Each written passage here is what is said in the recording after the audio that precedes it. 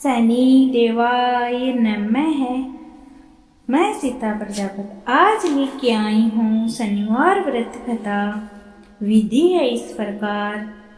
इस दिन शनि की पूजा होती है। काला तिल, काला वस्त्र, तेल, उड़द शनि को बहुत प्रिय है, इसीलिए इनके द्वारा शनि की पूजा होती है। शनि की दशा को दूर करने के लिए व्रत किया जाता है। शनि स्तोत्र का पाठ भी विशेष लाभदायक सिद्ध होता है। इनकी पूजा करने से साढ़े सती दूर हो जाती है। कथा इस प्रकार। एक समय सूर्य, चंद्रमा, मंगल, बुध, बृहस्पति, शुक्र, शनि, राहु और केतु इन ग्रहों में आपस में झगड़ा हो गया कि हम सब में से बड़ा कौन है। सब अपने आप को बड़ा कहते थे।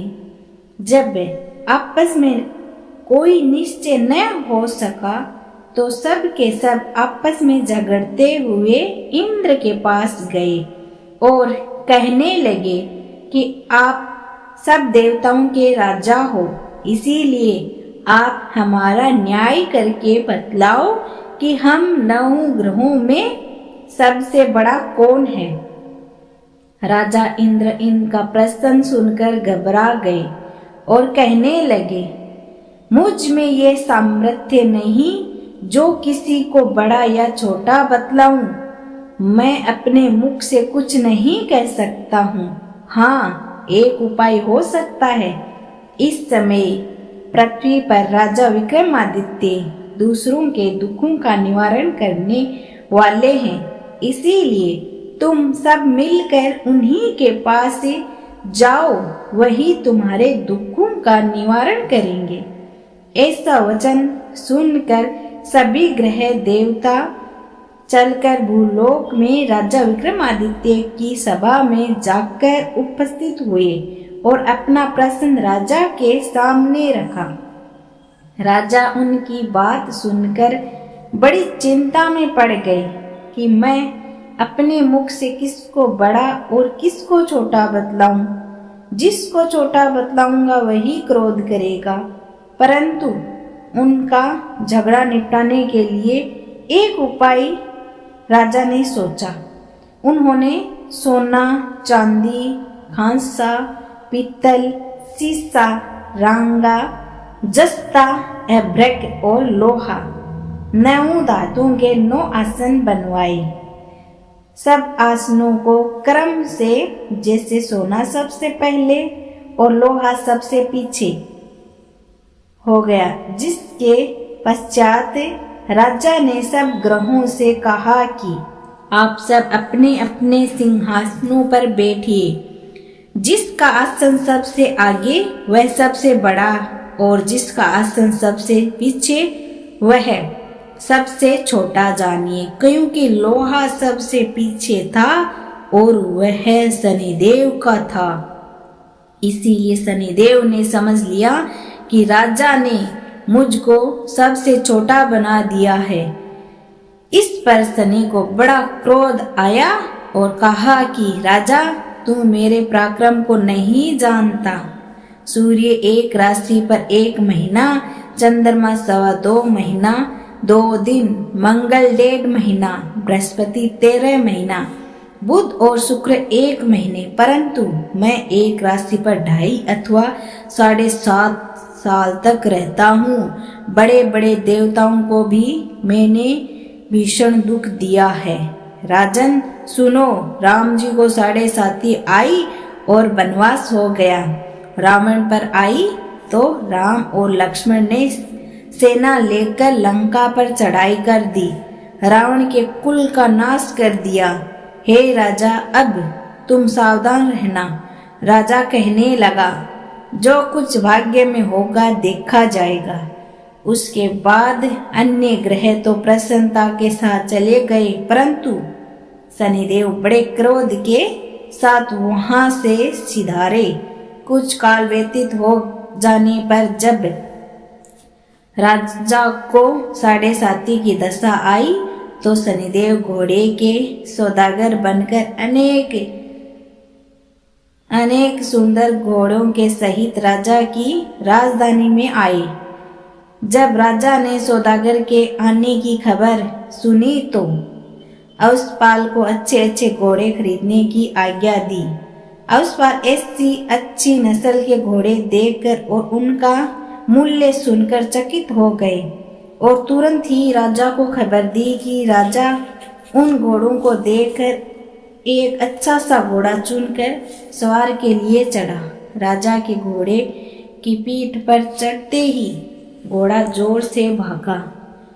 घोड़ा बहुत दूर एक बड़े जंगल में जाकर राजा को छोड़कर अंतर ध्यान हो गया। इसके बाद राजा अकेला जंगल में भटकता फिरता रहा। बहुत देर के पश्चात राजा ने भूख और प्यास से दुखी होकर भटकते भटकते एक ग्वाल को देखा। ग्वाल ने राजा को प्यास से व्याकुल देखकर पानी पिलाया। राजा की उंगली में एक अंगूठी थी। उसे निकालकर प्रसन्नता के साथ ग्वाल को दे दी और शहर की ओर चल दिया। राजा शहर में पहुंचकर एक सेठ की दुकान पर जाकर बैठ गया और अपने आप को उज्जैन का रहने वाला तथा अपना नाम विक्का बतलाया। सेठ ने उसको कुलीन मनुष्य समझकर जल आदि पिलाया। भाग्यवश उस दिन सेठ की दुकान पर बिक्री बहुत अधिक हुई। तब सेठ उनको भाग्यवान पुरुष समझकर भोजन कराने के लिए अपने साथ ले गया। भोजन करते समय राजा ने आश्चर्य की बात देखी कि खूंटी पर हार लटक रहा है और वह खूंटी हार को निगल रही है। भोजन के पश्चात कमरे में आने पर जब सेठ को कमरे में हार न मिला तो सबने यही निश्चय किया कि सिवा विक्का के और कोई इस कमरे में नहीं आया, अतः अवश्य ही उसी ने हार चोरी किया है। परंतु विक्का ने हार लेने से मना कर दिया। इस पर 5-7 आदमी इकट्ठा होकर उसको फौजदार के पास लाए। फौजदार ने उसको राजा के सामने उपस्थित कर दिया और कहा कि ये आदमी तो भला प्रतीत होता है, चोर मालूम नहीं होता, परंतु सेठ का कहना है कि इसके सिवा और कोई घर में आया ही नहीं, अवश्य ही इसी ने चोरी की है। तब राजा ने आज्ञा दी कि इसके हाथ पैर काटकर चौरंगिया कर दिया जाए। राजा की आज्ञा को तुरंत पालन किया गया और विक्का के हाथ और पैर काट दिए गए। इस प्रकार कुछ काल व्यतीत होने पर एक तेली उसको अपने घर ले गया और कोल्हे पर उसको बिठा दिया। विक्का अपने जुबान से बैल को हाँकता रहा। शनि की दशा समाप्त हो गई और एक रात को वर्षा ऋतु के समय वह मल्हार राग गाने लगा। उसका गाना सुनकर उस शहर के राजा की कन्या उस राग पर मोहित हो गई और दासी को खबर लेने को भेजा कि शहर में कोई गा रहा है। दासी सारे शहर में फिरती फिरती क्या देखती है कि तेली के घर में जो चौरंगिया राग गा रहा है।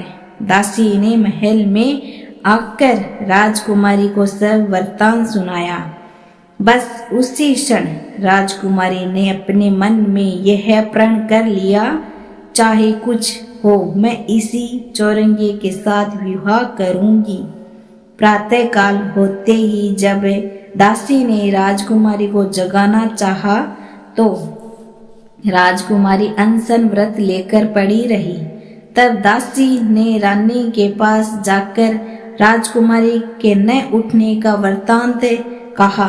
रानी ने तुरंत ही वहां पर आकर राजकुमारी को जगाया और उसके दुख का कारण पूछा।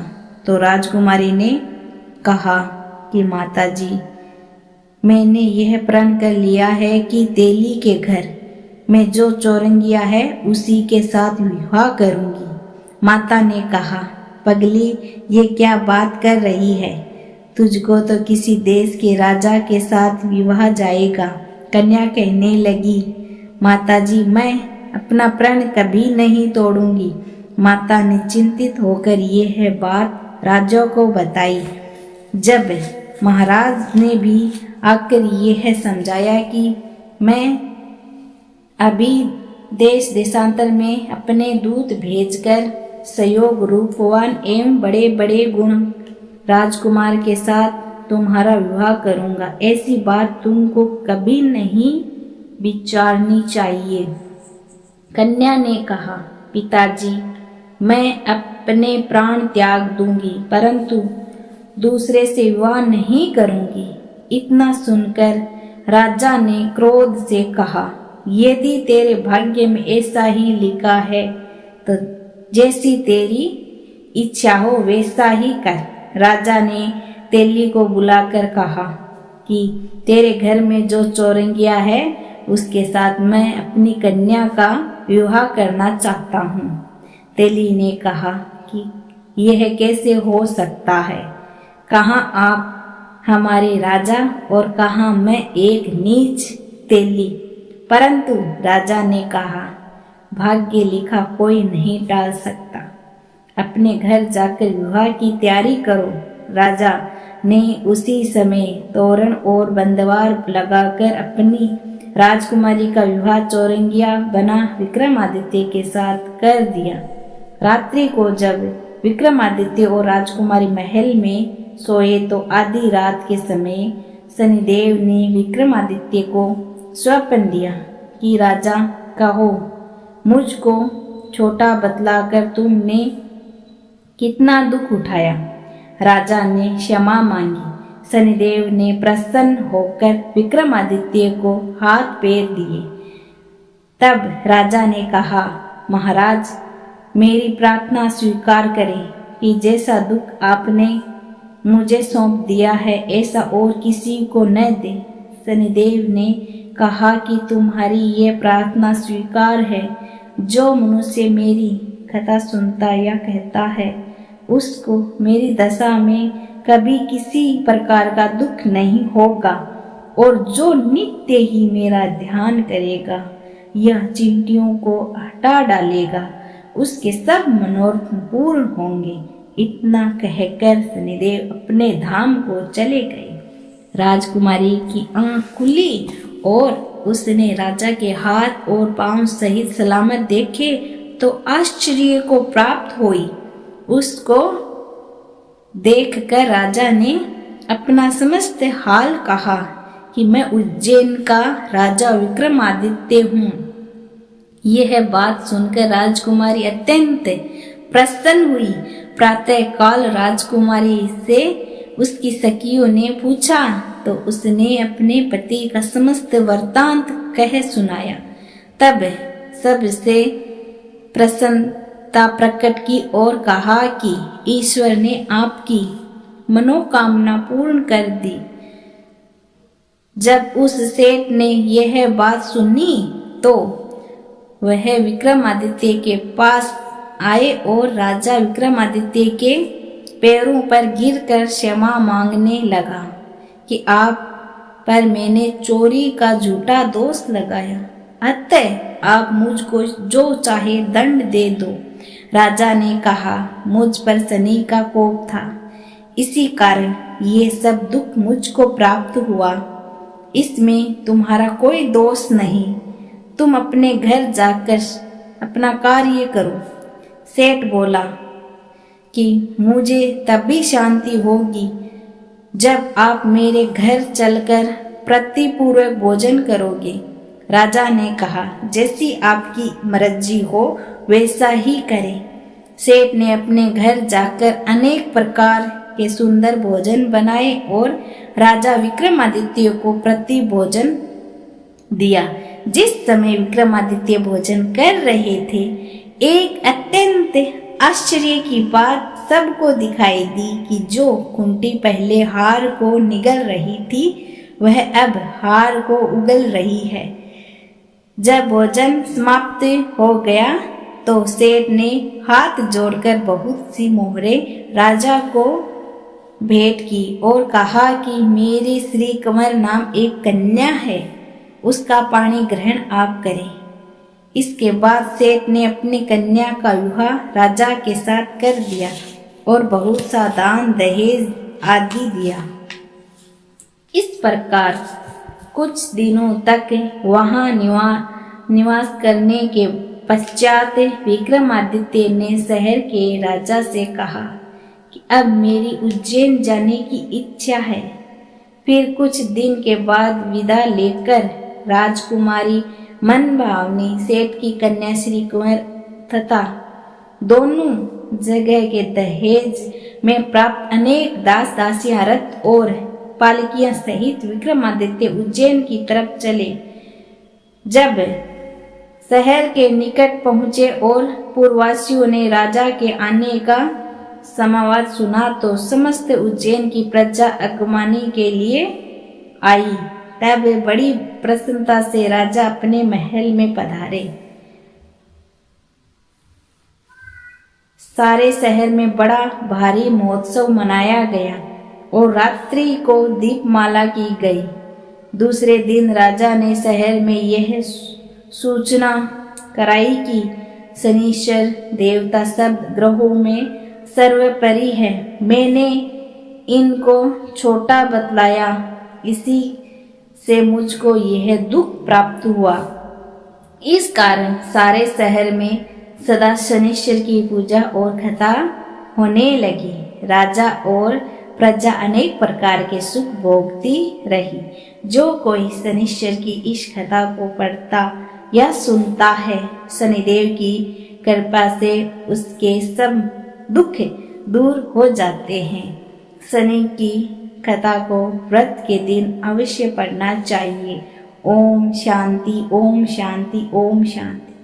शनिदेव महाराज की आरती। चार भुजा सहित छाजे गदा हस्त प्यारी, जय शनि देवा। रवि नंदन गज वंदन, यम अग्रज देवा। कष्ट ने सो नर पाते, करते तब सेवा, जय शनि देवा। तेज अपार तुम्हारा स्वीकार, सहा नहीं जावे। तुमसे विमुख जगत में सुख नहीं पावे, जय शनि देवा। नमो नमः रवि नंदन, सब ग्रह सिर ताजा। बंशीधर यश गावे, रखियो प्रभु लाजा, जय शनि देवा।